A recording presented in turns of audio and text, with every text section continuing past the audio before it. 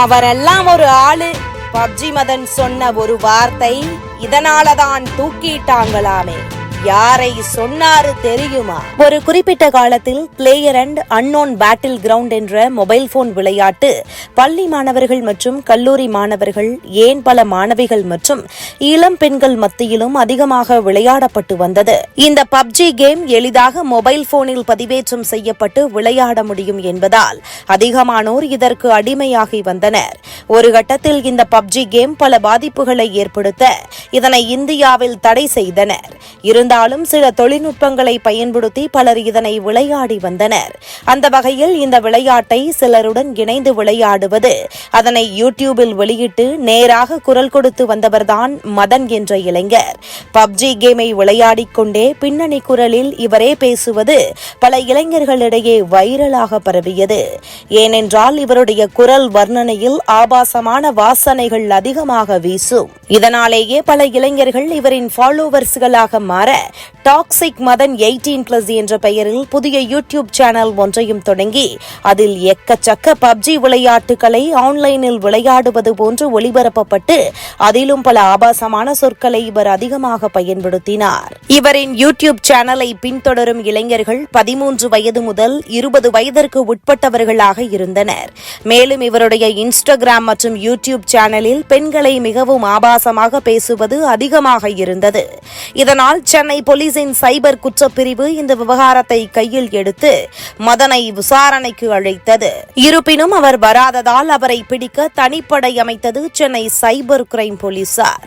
அது மட்டுமின்றி மதன் மீது பெண்களை ஆபாசமாக பேசுதல், ஆபாசமாக திட்டுதல், தகவல் தொழில்நுட்பத்தை தவறாக பயன்படுத்துதல் உள்ளிட்ட 4 பிரிவுகளின் கீழ் வழக்கு பதிவு செய்யப்பட்டது. அதோடு மதன் மீது 159 புகார்கள் பதிவானது.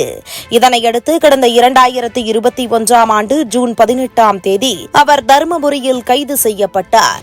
மேலும் இவர் புழல் மத்திய சிறையில் அடைக்கப்பட்டு 10 மாதங்களுக்கு மேல் புழல் சிறையிலேயே அடைக்கப்பட்டிருந்தார்.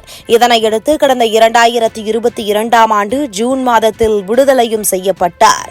இவர் விடுதலையானவுடன் சில யூடியூப் சேனல்களுக்கு பேட்டி கொடுத்திருந்தார்.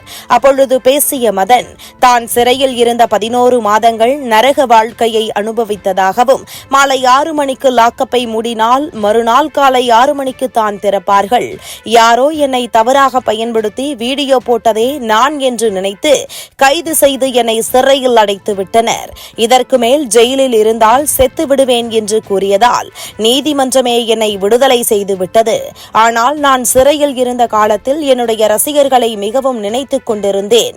சிறை வாழ்க்கை அவர்களை நினைத்துக் கொள்வதற்கு ஒரு வாய்ப்பாக அமைந்தது என்று பெரும் மனவேதனையின் உச்சத்தில் பேசியிருந்தார். இந்த நிலையில் பப்ஜி மதன் கைது செய்யப்படுவதற்கு முக்கிய காரணம் திமுக தான் என்று பரபரப்பான தகவலை கூறியிருக்கிறார் சாட்டை துரைமுருகன்.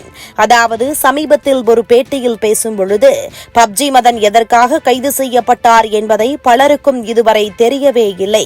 குழந்தைகளிடம் ஆபாசமாக பேசினார், பணத்தை ஏமாற்றினார் என்று பல குற்றச்சாட்டுகளை முன்வைக்கிறார்கள். ஆனால் அவரை சிறையில் சந்தித்து நான் பேசிய பொழுது 2021 சட்டமன்ற தேர்தலுக்கு எல்லா ஊடகங்கள் மற்றும் யூடியூபர்களை அணுகி ஸ்டாலின் தான் வராரு, விடியல் தர போறாரு என்ற பாடலை போடுவதற்கு கேட்டுள்ளது. ஆனால் ஒரு திருக்குறளையும் சரியாக கூற முடியாத ஒருவர் ஆகஸ்ட் 15 மற்றும் ஜனவரி 26க்கும் வித்தியாசம் தெரியாத தலைவருக்கு நான் ப்ரமோட் செய்ய வேண்டுமா என்று கூறி அதனை மறுத்துவிட்டேன் என்று மதன் கூறியிருக்கிறார். அந்த காழ்ப்புணர்ச்சி காரணமாகத்தான் ஆட்சி அமைத்தவுடனே அதிரடியில் அவரை கைது செய்தது என்று சாட்டை துரைமுருகன் கூறியிருக்கிறார்.